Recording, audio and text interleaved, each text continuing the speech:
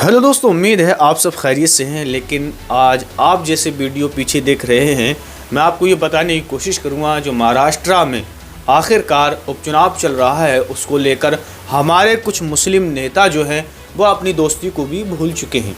आखिरकार इसके बारे में मैं आपको सही तरीके से बताने वाला हूँ। आखिरकार जब महाराष्ट्र इकरा हसन पहुँची और महाराष्ट्र में उस टाइम पर अबू आसिम और अखिलेश जी और डिम्पल यादव भी मौजूद थी, जैसे कि आप तस्वीर में देख रहे हैं। तो बताया ये जा रहा है कि जिस दिन इकरा हसन वहाँ महाराष्ट्र पहुँची थी उस टाइम पर भारी बरसात हो रही थी। उसके बावजूद भी इकरा हसन ने अपना जो भाषण देना था वहाँ के लोगों को, अबू आसिम के लिए, तो इकरा हसन ने वहाँ के लोगों को वो भाषण दिया। तो दोस्तों इसके बारे में बात करेंगे, लेकिन आपको जो है वीडियो आखिर तक ज़रूर देखना। आखिरकार दो दोस्त आखिरकार दुश्मन क्यों बने? आखिरकार आप जानते हैं दोस्तों, आपने देखा होगा कि सोशल मीडिया पर ही नहीं लेकिन आपके साथ ऐसा अक्सर ज़रूर होता होगा कि जब राजनीतिक में चाहे उसका सगा चाचा हो या सगा भांजा हो या बाप हो या बेटा हो, अगर इस सियासी दल में अगर इंसान कदम रख देता है तो आखिरकार एक दूसरे के वो दुश्मन हो ही जाते हैं। तो ऐसे ही कुछ महाराष्ट्र में देखने को मिल रहा है। बताया ये जा रहा है कि बड़े ही समुदाय के साथ ये हमारे दोनों बड़े मुस्लिम लीडर हुआ करते थे, जैसे कि आप जानते हैं अबू आसिम साहब हुए या नवाब मलिक साहब हुए। तो दोस्तों बताया जा रहा है कि हमारे लिए बड़े ही मुस्लिम लीडर हुआ करते थे, चाहे वो अबू आसिम साहब हों या नवाब मलिक साहब हों। इन दोनों ही ने आखिरकार बड़ी ही दोस्ती की मिसालें कायम की हैं और बताया जा रहा है कि इनमें अच्छी दोस्ती हुआ करती थी। लेकिन देखने को ये बताया जा रहा है कि जब से इस उपचुनाव में इन दोनों उतरे हैं तो इनमें बताया जा रहा है कि एक दूसरे को ये दुश्मन समझने लगे हैं। आखिरकार ऐसा क्यों हो रहा है? लेकिन आपने देखा होगा इकरा हसन ने जब अपने लोकसभा के चुनाव में चुनाव प्रचार किया तो इकरा हसन ने एक बात बड़ी ही अच्छी की, लेकिन मैं वो आपको दिखाने की कोशिश करूँगा। इकरा हसन ने क्या कहा इसके बारे में मैं आपको बताने की कोशिश करूंगा। लेकिन आप देखते हैं, चाहे छोटे से गांव का इलेक्शन हो या लोकसभा का इलेक्शन हो या एमपीए का इलेक्शन हो, कोई भी इलेक्शन हो, आखिरकार जब तक दुश्मनी रहती है, जब तक चुनाव चलता है, लेकिन चुनाव के बाद तो सबको एक होना ही चाहिए था। लेकिन दोस्तों ऐसा ही कुछ नज़र आ रहा है। मैंने आपको बताने की कोशिश की है कि इकरा हसन ने बताया कि हमारी जो ये लड़ाई होती है चुनाव की, कि चुनाव के वक्त तक ही होती है, लेकिन चुनाव के बाद हम सब के साथ हैं और सबका विकास हम करेंगे। तो ऐसा ही कुछ देखने को इकरा हसन के इस लोकसभा के चुनाव में देखने को मिला।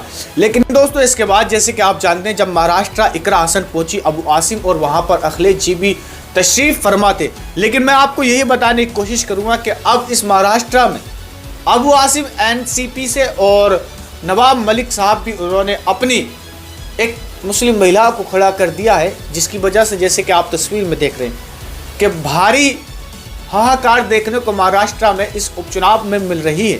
लेकिन दोस्तों इसमें आपकी क्या राय है आप कमेंट करके ज़रूर बताना। और मैं यही चाहता हूं कि मैं अगर सोशल मीडिया पर कोई भी अपनी वीडियो पोस्ट करता हूं तो ज़्यादातर यही होता है कि लोगों की राय लेने के लिए।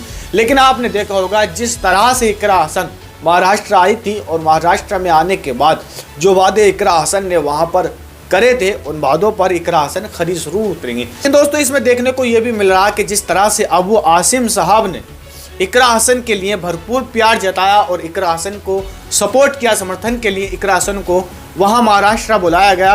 और आप जानते हैं कि इकरा हसन ही एक ऐसी वाहिद लड़की है जो इतनी सादगी के साथ और अपने आंचल को, हम मुसलमानों के लिए बड़े फ़ख्र की बात है कि हमारी एक मुस्लिम लीडर होने के बावजूद, आखिरकार इतनी दुनिया की दौलत होने के बावजूद भी इंशाअल्लाह अपने आंचल को संभाल के रखती है।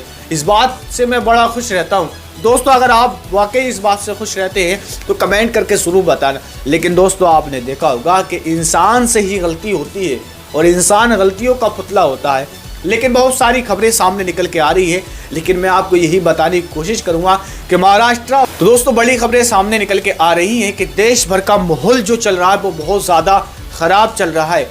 लेकिन एक अपडेट और बताने की कोशिश कर रहा हूं मैं आपको। जैसे कि जानते हैं आप, सीजीआई ने एक बड़ा फैसला मुसलमानों के हक में दे दिया है। आखिरकार जैसे कि आप जानते होंगे, आपने सोशल मीडिया पे देखा होगा, आखिरकार आपने देखा होगा कि किस तरह से मुसलमानों को परेशान किया जा रहा है या किसी तरह से मुसलमानों को टारगेट किया जा रहा है। आखिरकार उनको देश भर से मिटाने की कोशिश की जा रही है। लेकिन आप इस वीडियो को देखें, ये मिथुन चक्रवर्ती है, इसने भी एक ऐसा हार्ड स्पीच और लोगों को उस्काने के लिए इसने बयान दिया कि हम अगर हमें भाग्य नदी में ये फेंकने की कोशिश करेंगे तो हम इन मुसलमानों को भाग्य नदी में काट काट और इनकी मिट्टी में ही इन्हें दफना देंगे। इस तरह तो तुम्हारी जमीन के अंदर तुमको फेंकेंगे उधर।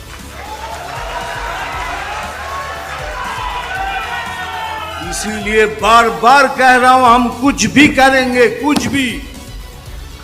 इस तरह के कुछ अल्फाज जो है सोशल मीडिया पे हमको सुनने के लिए मिले, लेकिन मैं आपकी वो खबरें बताने की कोशिश कर रहा हूं जो खबरें आप जानने के लिए बिल्कुल तैयार हैं। तो दोस्तों इस वीडियो को जो है आखिर तक शेयर जरूर करना। लेकिन आप देख रहे हैं मेरे दोस्तों, और मेरी मुस्लिम महिलाएं भी मेरी वीडियो देखती है और हमारे नौजवान भी देखते हैं, लेकिन मैं उन सभी से यही कहने की कोशिश करूँगा जो हमारे लिए मुस्लिम कार्यकर्ता, आखिरकार इस बात को जरूर सोचना कि आप देखते हैं और आप, मैं जानता हूँ आप होशियार भी बहुत हैं, लेकिन आपने देखा होगा जो हमारा मुस्लिम कार्यकर्ता हमारा काम कर सकता है लेकिन और कोई नहीं कर सकता।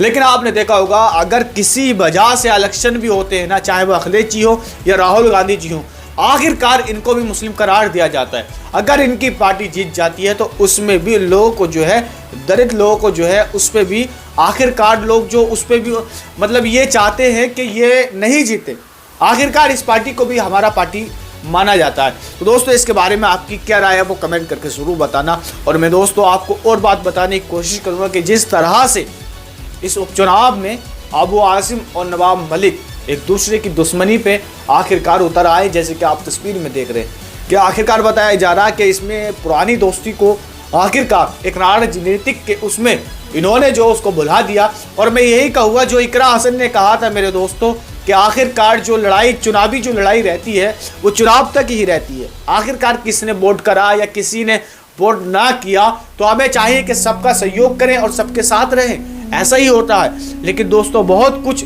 इस कम उम्र की महिला से, इकरा हसन से लोगों को सीखने को मिलता है। आखिरकार बड़े ही सादगी के साथ इकरा हसन पेश आती है और आखिरकार महाराष्ट्र का माहौल क्या है वो मैंने आपको बताने की कोशिश की है। तो दोस्तों कमेंट करके जरूर बताना और वीडियो को शेयर जरूर